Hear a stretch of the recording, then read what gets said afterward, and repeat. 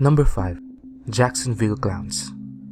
Surveillance videos in Jacksonville, Florida show clowns caught on people's porches and sidewalks.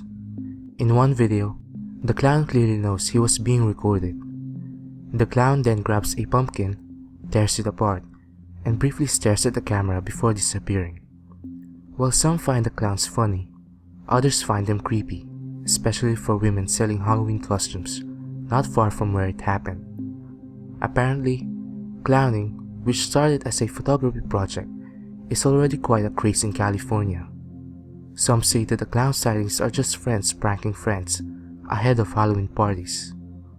Fortunately, the Jacksonville police hasn't received any calls or complaints related to the incident.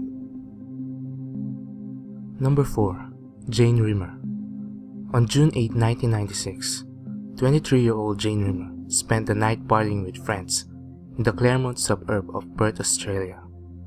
After drinking at the Continental Hotel, they all decided to go to Club Bayview, a nearby nightclub. Instead of entering the club, they opted to go to a friend's house instead to continue their partying. The group returned to the Continental Hotel around midnight, where Jane decided to go home. Jane's friends left in taxi. This was the last time they saw her alive. On August 3, her body was found 25 miles away in a remote area near Wellard. A surveillance footage outside the Continental Hotel captured Jane being approached by an unidentified man after she splits with her friends. The footage suddenly switched to a different view of the hotel. Minutes later, both Jane and the man were gone, but the video didn't capture either of them leaving. It's widely believed that Jane was the victim of an unidentified serial killer who was also responsible for deaths of 2 girls during this time. No one knows if the man in the video is the one responsible for Jane Rimmer's disappearance. His identity, along with the Claremont serial killer, remains a mystery. Number 3. Avonte Oquendo. Surveillance video shows the tragic moment a 14-year-old autistic boy, Avonte Oquendo, escaping his Queens, New York school before turning up dead in the East River months later. Avonte is seen in the footage bounding down the hallways of his school and out the double doors that were carelessly left ajar by an unidentified man half an hour earlier. The video shows a man walking down the corridor and pushing the double door as he leaves.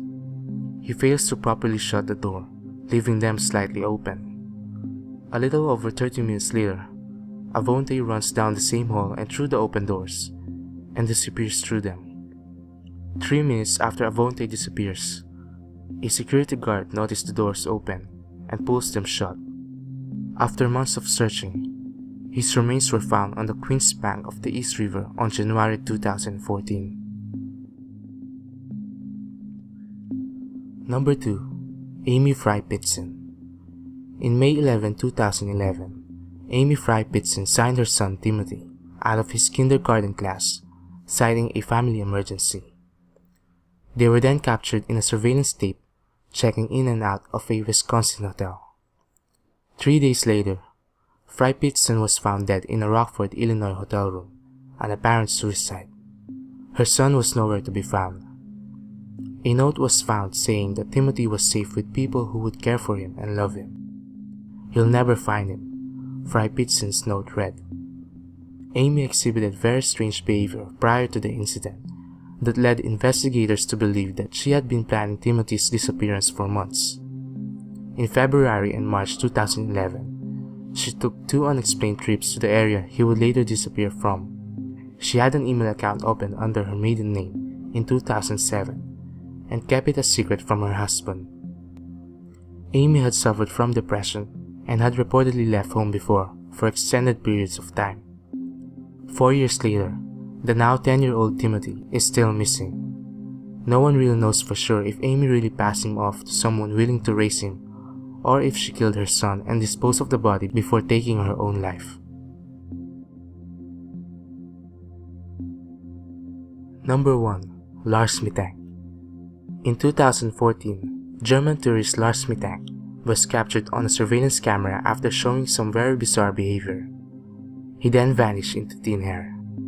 The 28-year-old traveled with a group of friends in Bulgaria for vacation on June 30, 2014. Lars then got into a fight that left him with an injured ear, thus delaying his flight back home, which was originally scheduled on July 7. He then decided to rent a room in a hostel.